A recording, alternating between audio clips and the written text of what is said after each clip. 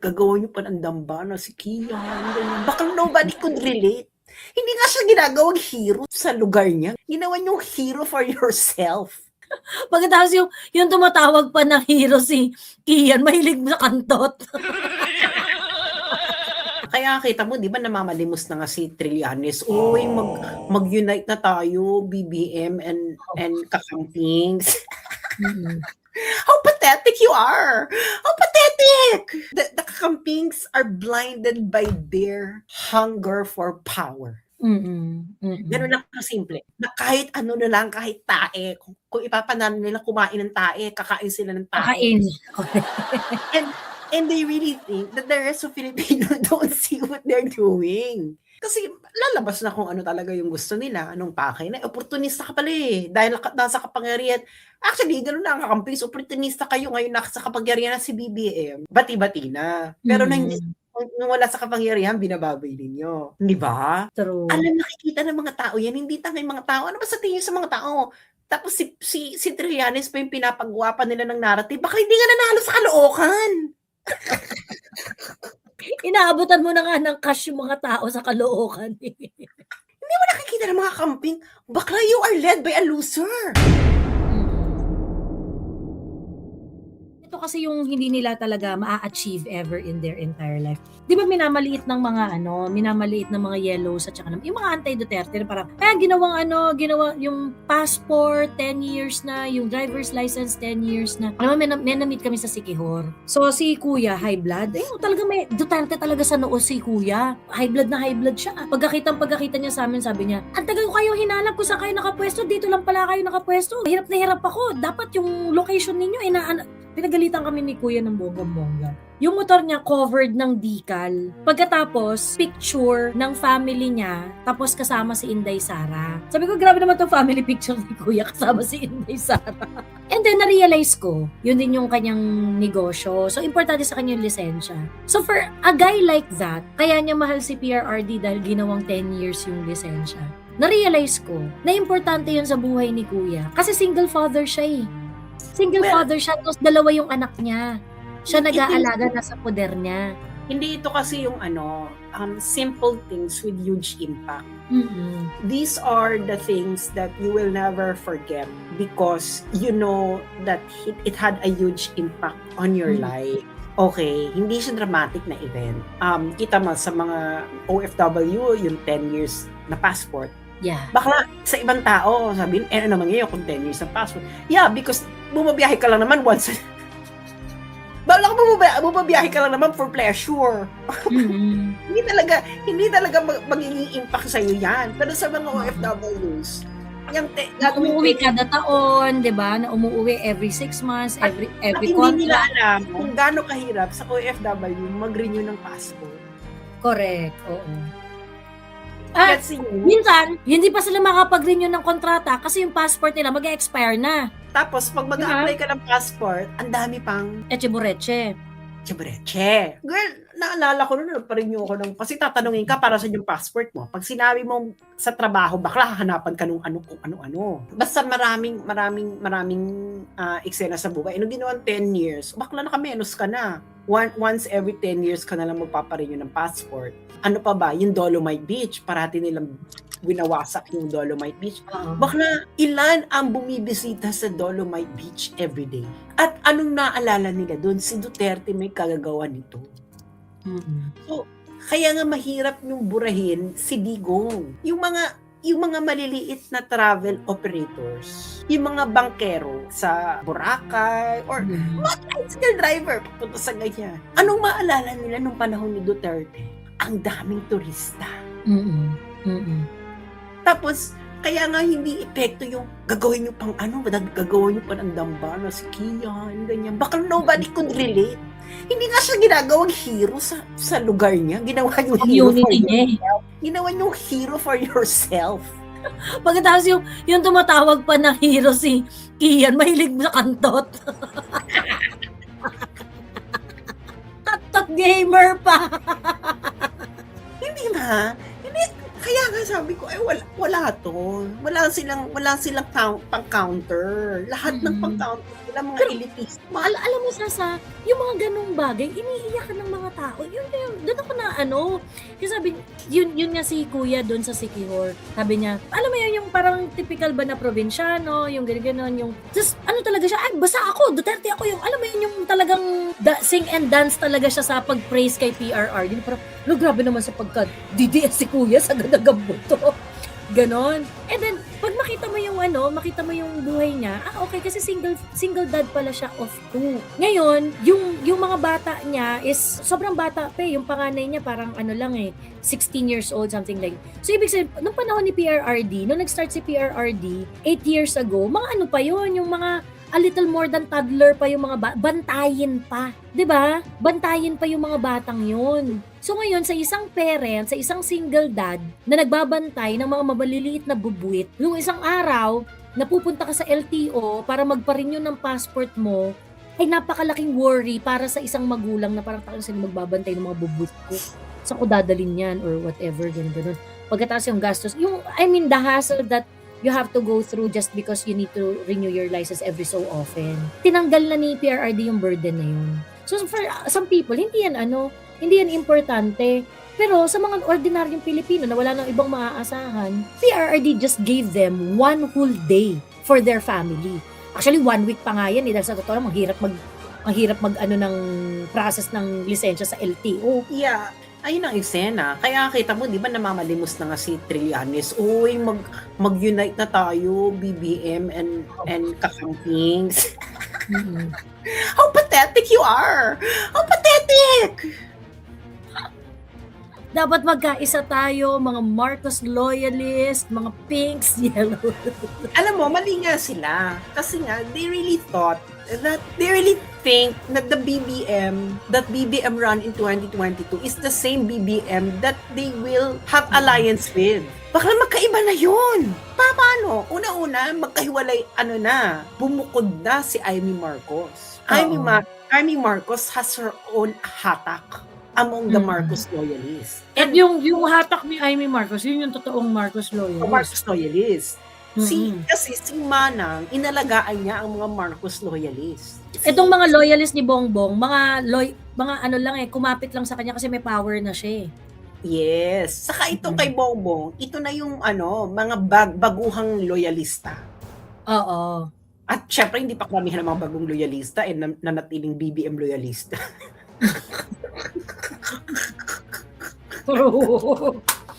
Hindi pa tested yung mga yan, di ba? Hindi pa yan tested. Kaya kita mo, di ba nagkaroon na sila ng vloggers, the BBM and kakamping vloggers. Oo. Unite.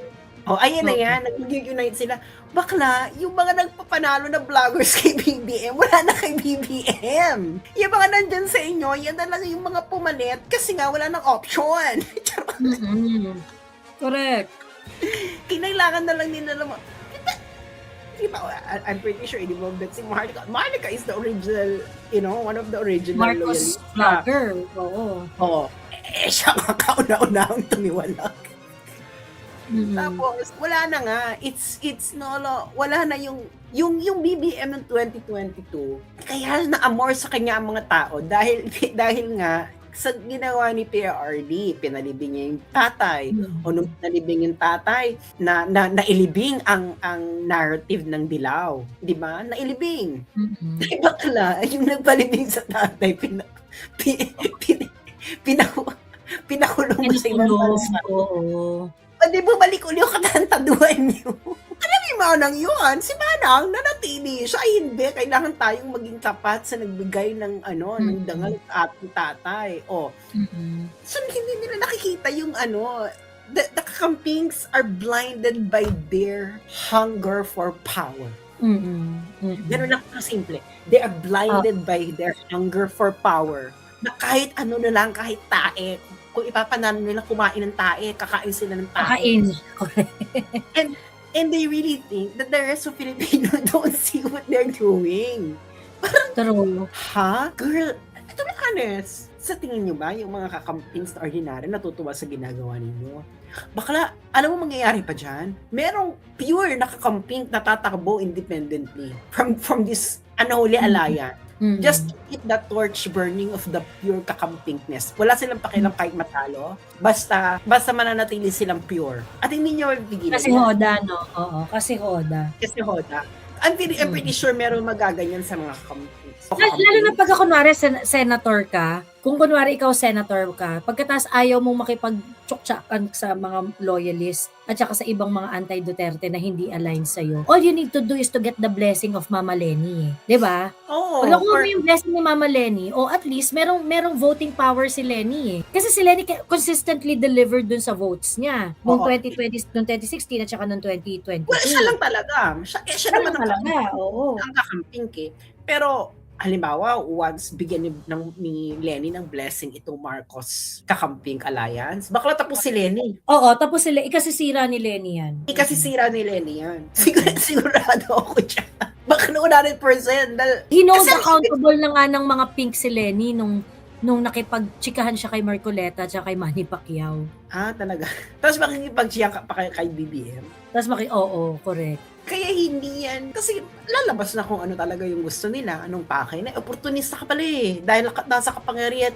Actually, gano'n lang kakampis. Opportunista kayo ngayon nasa kapangyarihan na si BBM. Bati-bati na. Pero nung wala sa kapangyarihan, binababoy din nyo. Di ba? True. Alam, nakikita ng mga tao yan. Hindi tangay mga tao. Ano ba sa tingin sa mga tao? Tapos si Trillanes pa yung pinapagwapan nila ng narrative. Baka hindi nga nanalo sa Caloocan. Hindi ko, alam mo, in fairness kayo, natatawa ako, may isang nag-comment sa wall ko. Sabi niya gano'n, bilib rin ako dito sa skill ni Trillanes. Yung kaya niya pagsamasamahin yung mga ganitong klaseng tao. Who can do that? Only Trillanes! Di ba?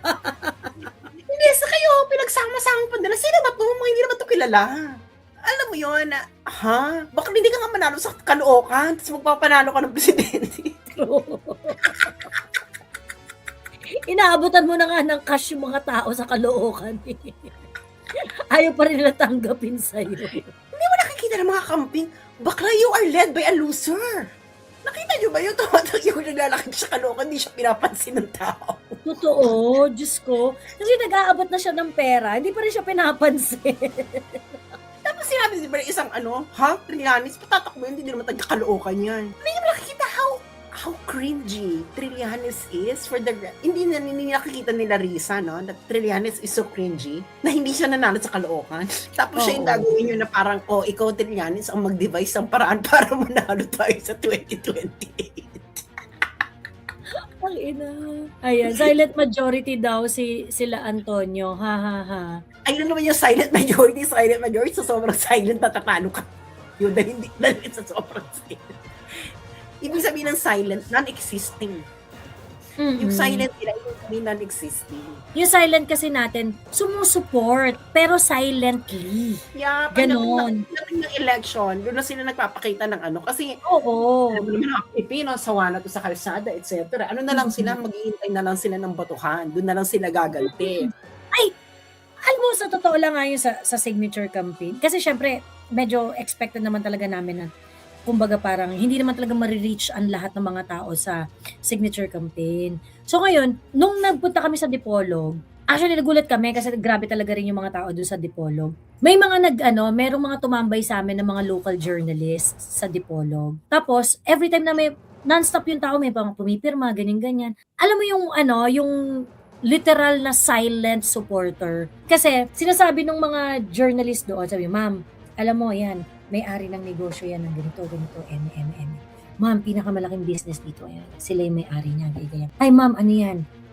Nagtatrabaho yan, sinabi niya yung posisyon, ganyan, sa government yan, ganyan. Nagpunta sila, nag-sign sila. They did not say anything. They did not, they signed. It took 5 minutes or less than 5 minutes and then left the premises. Ang daming ganun. Sa Danau City, ang daming ganun. Sa Pagadian, ang daming ganun. Actually, almost everywhere na nagpunta kami, ang daming ganun. Yun yung, tapos yung mga ayaw magpa-picture kasi ayaw silang makita, ganyan-ganyan. Hindi silent supporter lang po talaga kami.